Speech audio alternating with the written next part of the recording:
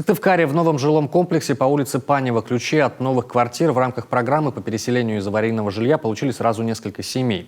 Компанию обладателей новых квадратных метров дополнили выпускники детского дома. Им жилплощадь после совершеннолетия полагается от государства по закону. О том, в каких условиях будут жить и те, и другие, Евгений Кладкевич. Этот пес в семье Паневых стал первым, чьи лапы прошлись по свежему ламинату в новой квартире. Животное, согласно традиции, супруги впустили для будущего счастья. Новую жилплощадь новостройки на улице Панева Сергей и Наталья получили благодаря программе по переселению из аварийного жилья. Изначально местом их жительства был деревянный дом 1935 года постройки. О комфорте там лишь мечтали. Ежедневно их мучили холод, перебой с водоснабжением, прогнившие стены и полы. 10 лет уже там уже было жить практически невозможно. Вот люди еще, правда, остаются там жить. Ну а мы, как счастливчики, уже переехали в новую квартиру. А почему было невозможно жить? Какие там были условия? Потому что было очень холодно, потому что дом разрушался, его не поддерживали. Уже говорили, что все, вы уже под снос. Аварийным деревянный дом признали в 2013-м, но из-за длинных очередей на переселение долгожданный переезд для Паневых случился лишь через 7 лет. Впрочем, давно забытый комфорт в новой квартире долгое ожидание полностью оправдал. Не меньше восторг от переезда испытывает сейчас и Владислав Егоров. Новую квартиру на Панево молодой человек получил, как бывший воспитанник детского дома. Доволен, честно говоря. Долго ждал, конечно, это интрига. Больше нежели ждать, нежели как ощущение. А так полностью, все доволен.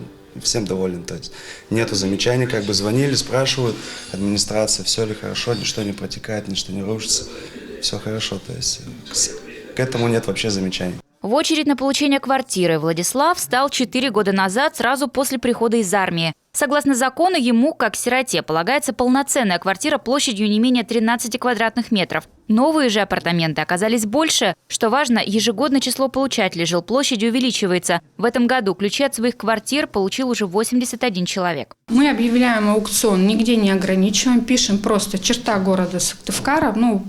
Соответственно, всегда аукцион проходит. Предусмотреть, где конкретно это будет жилое помещение, мы в настоящее время сказать не можем.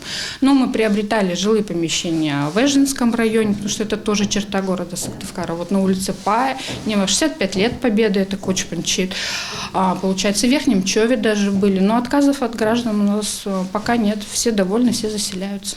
Что касается аварийного фонда, согласно муниципальной адресной программе, до 2025 года в столице предусмотрено расселить 810 граждан из 364 домов. В этом году ключи от новых квартир получили почти 100 человек. При этом площадь и количество комнат соответствуют старой жилплощади. Вы знаете, мы и больше переселяем, но и больше домов становятся аварийными. Поэтому это бесконечный процесс. И чем больше средств будет выделено на переселение, тем, конечно, быстрее. Это миллиарды, поэтому мы очень надеемся на то, что будет услышана просьба нашего губернатора, и федерация выделит средства на переселение. Переселение из аварийного жилья в столице Коми, конечно, продолжится. В 2021 году на данные цели будет выделено более 500 миллионов рублей. Для обеспечения же квартирами детей и сирот еще 140 миллионов.